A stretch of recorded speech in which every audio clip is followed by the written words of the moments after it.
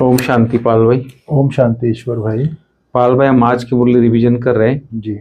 आज की मुरली खास याद और ज्ञान माना योग ज्ञान योग के ऊपर ही मुरली पूरी है।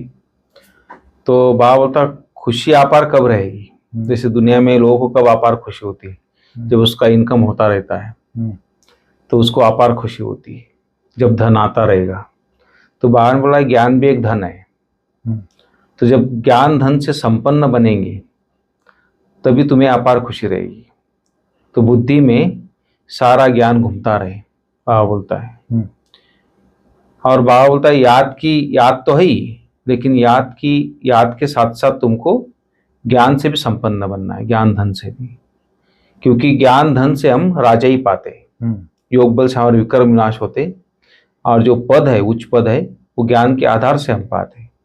इसलिए बाबा बोलता है कि सृष्टि चक्र का ज्ञान जो है तो तुम्हारी बुद्धि में चलेगा, तुम चक्रवर्ती राजा बनेंगे, चक्र घूमता रहेगा। तो इसलिए बाबा बोलता है कि जिन लोगों की विकारों से प्रीत है, ऐसे बच्चे बाप से प्रीत नहीं होती। उसकी प्रीत बुद्धि की निशानी बाबा ने बताई। एक ज्ञान, एक बाप की याद, दूसरी प्रीत। तो प्रीत बुद्धि वही बच्चे हैं जिन्होंने बाप को पहचाना है, और जिन्होंने विकारों से अधीन हुए, बाप को पहचाना ही नहीं है, तो ऐसे बच्चों की प्रीत बुद्धि नहीं हो सकती। इसलिए बाबा बोलते हैं जहाँ प्रीत है वहाँ त्याग भी सहज है। तो बाबा ने फिर बोला कि जो सतयुग में जो है, आप तो बच्चे आते हैं चक्रवर्ती राजा बनते हैं, लेकिन वहाँ बाप नहीं आते। बाप के साथ साथ वहाँ रावण की भी एंट्री नहीं है सतयुग में। तो बाप भी नहीं आते और रावण भी नहीं आता। तो इसलिए चक्र पूरा ज्ञान का बाबा बोलते बुद्धि में घूमता रहना चाहिए। तो इस तरह बाबा ने आज मुरली चलाई पाल भाई।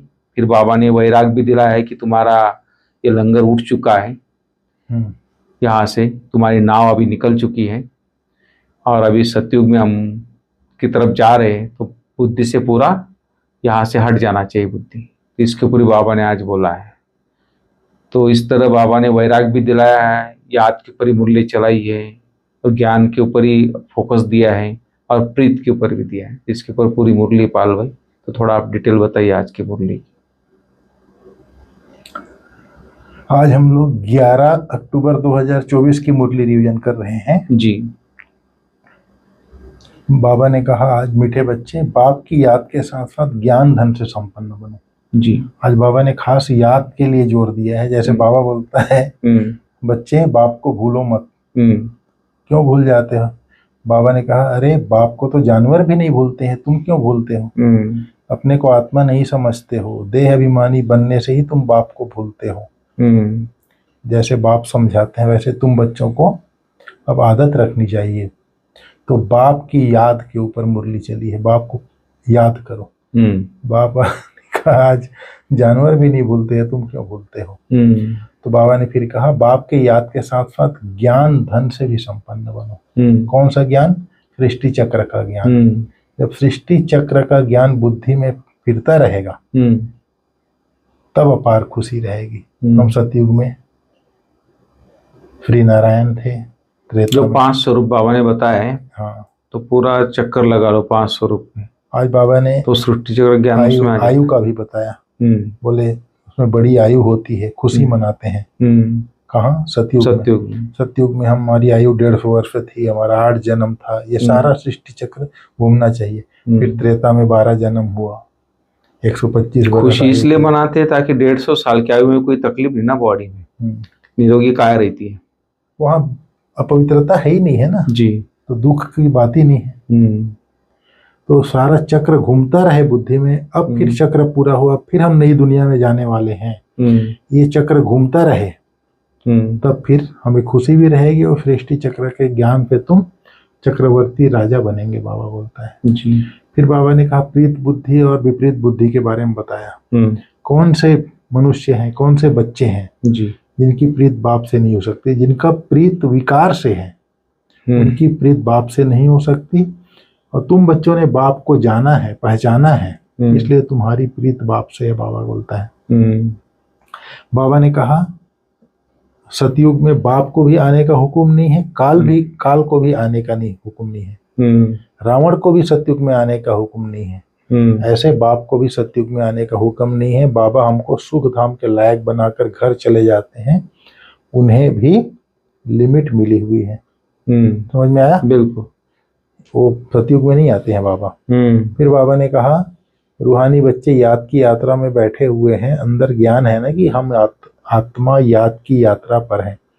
यात्रा अक्षर तो जरूर दिल में आना चाहिए, जैसे वह यात्रा करते हैं, हरिद्वार अमरनाथ की यात्रा करते हैं। अब बाबा ने कहा तुम शिव बाबा को याद करो और घर को याद करो जी। अंदर में आना चाहिए कि हम जा रहे हैं, इससे मुख से कुछ भी बोलना नहीं है। अंदर में सिर्फ याद रहे बाबा आया हुआ है लेने के लिए। याद की यात्रा में जरूर रहना है, याद की यात्रा से ही पाप कटने हैं, तब फिर मंजिल तक पहुंच जाएंगे। जी। सदैव बुद्धि में रहे कि हम बाबा को याद कर रहे हैं। बाप का काम ही है पावन बनाकर पावन दुनिया में ले जाना। आत्मा ही यात्रा करती है, आत्मा को ही यात्रा करनी है। हम आत्माओं को बाप याद कर घर, हम आत्माओं को बाप को याद कर घर जाना है। जब घर पहुंचेंगे तब क्या होगा? फिर बाप का काम पूरा हुआ। बाप आते ही हैं पतित से पावन बनाने, घर ले जाने के लिए। बाबा कहते हैं बल घूमो फिरो, कोई भी काम काज करो, बुद्धि में बस याद रहे। बाबा ने कहा योग अक्षर से यात्रा सिद्ध नहीं होती, योग अक्षर सन्यासियों का है। वह तो है सब मनुष्यों की मत। बाबा बोलते हैं आधा कल्प तुम मनुष्य मत पर चले, आधा कल्प दैवी मत पर चले थे, बिल्कुल अभी तुमको मिलती है ईश्वरीय मत। योग नहीं कहो, याद की यात्रा कहो। आत्मा को यात्रा करनी है। याद करते करते आत्मा तमो प्रधान से सतो प्रधान बन जाती है। यह है यात्रा। हम बाप की याद में बैठते हैं क्योंकि बाबा के पास घर जाना है। बाप आते ही है पावन बनाने, सो तो पावन दुनिया बनाते हैं। बाबा ने कहा फिर नंबरवार पुरुषार्थ अनुसार तुम जाएंगे पावन दुनिया में। यह ज्ञान बुद्धि में रहना चाहिए कि हम याद की यात्रा पर हैं, इस मृत्यु लोक में लौट कर नहीं आना है। बाबा का काम है हमको घर तक पहुंचाना। आज बाबा ने सारा समय बोला, सारा ज्ञान बुद्धि में रहना चाहिए, बाप की याद में रहना है। हमने बुद्धि में यह ज्ञान है कि हमने चक्कर लगाया, फिर घर जाएंगे, फिर नए फिर चक्र शुरू होगा। 84 चक्र का चक्र अगर याद नहीं रहेगा तो चक्रवर्ती राजा नहीं बनेंगे। बाबा ने आज खास ज्ञान और योग के लिए बोलो। बाबा ने याद करते करते ही तुम्हारे पाप कट जाने हैं, पहले घर जाना है। यह है रूहानी यात्रा। बाबा ने कहा गायन भी है, चारों तरफ लगाए फेरे, फिर भी एकदम दूर रहे, अर्थात बाप से दूर रहे। तीर्थ यात्रा अनेकों की है लेकिन बाप मिला नहीं। तुम्हारे लिए नई दुनिया बन जाएगी, फिर नई दुनिया में ही आने वाले हो। इसको अमरलोक कहा जाता है। बाबा ने कहा वहाँ काल होता नहीं, जो किसको ले जाए, काल को हुक्म ही नहीं है, बाबा बोलता है। जी बिल्कुल।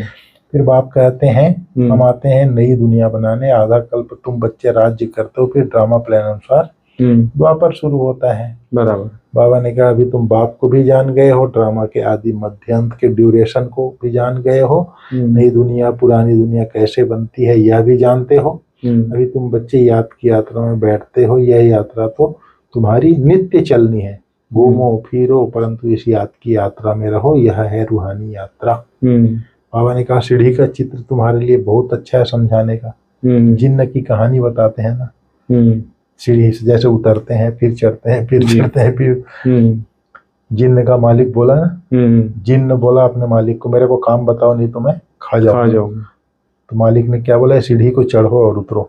उसी प्रकार हमारा भी है। 84 जन्म पूरा करते हैं, फिर जाते हैं वापस, फिर आते हैं 84 जन्म पूरा करते हैं, सीढ़ी नीचे उतरते जाते हैं, फिर बाबा ले जाते हैं। बाबा ने कहा यह सब दृष्टांत आदि इस समय के हैं, यह सब तुम्हारे ऊपर ही बने हैं। भ्रमरी का मिसाल भी तुम्हारा है, जो कीड़ों को आप समान ब्राह्मण बनाते हो, यहाँ के ही सब दृष्टांत हैं। तुम बच्चे पहले जिस्मानी यात्रा करते थे, अब बाप द्वारा रूहानी यात्रा सीखते हो। तुम बच्चे जानते हो हम विश्व के मालिक थे, कितने सुखी थे, अब फिर हमको बेगर टू प्रिंस बनना है। नई दुनिया पुरानी होती है तो बाप कहते हैं मेहनत करो, यह भी माया घड़ी घड़ी बुला देती है। बुद्धि में सदैव याद रखो हम जा रहे हैं, हमारा इस पुरानी दुनिया से कोई लंगर उठ चुका है, नैया उस पार जानी है। गाते हैं नैया हमारी पार लगाओ, पार ले जाओ। कब पार जानी है यह नहीं जानते। तो मुख्य याद की यात्रा, बाप के साथ वर्षा भी याद आना चाहिए। बेहद के बाप का बेहद का वर्षा है स्वर्ग, बाप स्वर्ग की स्थापना करते हैं तो बाप की श्रीमत पर चलना पड़े। बाप कहते हैं पवित्र जरूर बनना है, पवित्रता के कारण ही झगड़े होते हैं। फिर बाबा ने वही बोला, जो मनुष्य जो है विकारों से प्रीत है और ही विकार में गिरने लग पड़ते हैं। आप बच्चे बाप को पहचानते हो तो बाप से प्रीत है। फिर बाबा ने कहा बहुत है जिनको रिंचक भी प्रीत बुद्धि नहीं है, कभी बाप को याद भी नहीं करते, शिव बाबा को जानते ही नहीं, मानते ही नहीं है, माया का पूरा ग्रहण लगा हुआ है, याद की यात्रा बिल्कुल ही नहीं है। बाप मेहनत तो कराते हैं, यह भी जानते हो। सूर्यवंशी चंद्रवंशी राजधानी यहाँ स्थापन हो रही है। सतयुग त्रेता में कोई भी धर्म स्थापन नहीं होते। राम कोई धर्म स्थापन नहीं करते, यह तो स्थापना करने वाले बाप द्वारा यह बनते हैं। बाप कहते हैं बच्चे बाप को भूलो नहीं, जैसे जानवर अपने बाप को नहीं भूलते हैं ऐसे अब बाप समझाते हैं वैसे तुम बच्चों को भी यह बाप को याद करने की आदत रखनी चाहिए।